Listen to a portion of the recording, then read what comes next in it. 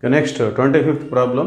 A particle is traveling in clockwise direction on the ellipse x square by 100 plus y square by 25 is equal to 1.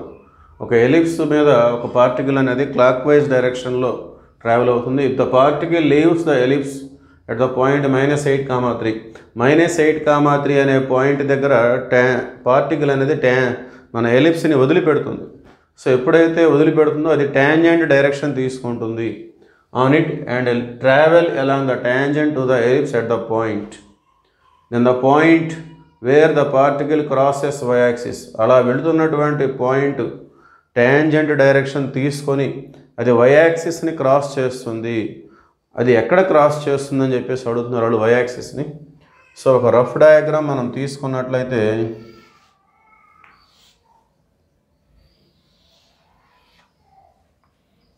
Okay, so x axis y axis ఒక particle ఇక్కడ ఉన్నట్టుగా మనం తీసుకుందాం.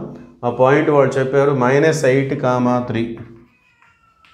So ఈ point దగ్గర ఒక particle ఈ విధంగా ట్రావెల్ చేస్తూ ఉంది క్లాక్ వైజ్లో. ఇలా ట్రావెల్ చేస్తూ ఇక్కడ ఎలిప్స్ని వదిలి వెళ్తుంది అనమాట. సో ఎక్కడైతే వదిలి వెళ్తుందో అక్కడ అది ట్యాంజెంట్ డైరెక్షన్ తీసుకుంటుంది. సో ఆ ట్యాంజెంట్ డైరెక్షన్ తీసుకున్నప్పుడు y యాక్సిస్ని క్రాస్ చేస్తూ వెళ్తుంది. ఎక్కడ క్రాస్ చేస్తుంది? ఈ పాయింట్ మనకి కావాలి. Okay, that is our question. మరి ఆ పాయింట్ కావాలంటే మనకి ఈక్వేషన్ ఆఫ్ ట్యాంజెంట్ కావాలి. ఈక్వేషన్ ఆఫ్ ట్యాంజెంట్ కావాలంటే మనకి ఎలిప్స్ ఉంది కాబట్టి S1 = 0 తీసుకోవచ్చు. సో మరి S1 equation of tangent S1 = 0 x(x1) by 100 y(y1) by 25 = 1.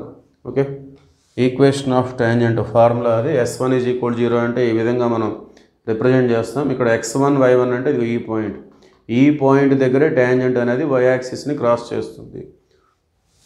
So x1 అంటే -8. ఓకే, సో దీన్ని మనం -8x/100, అలానే y1 అంటే 3 plus 3y/25 = 1.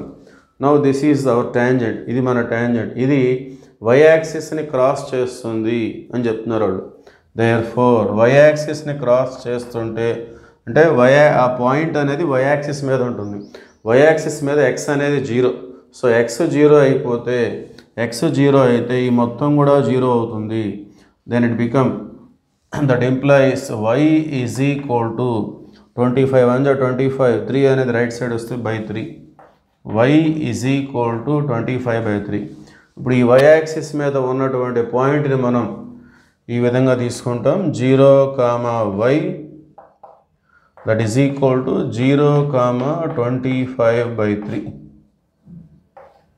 So that is our required point, 0, 25/3. Option B is the right answer.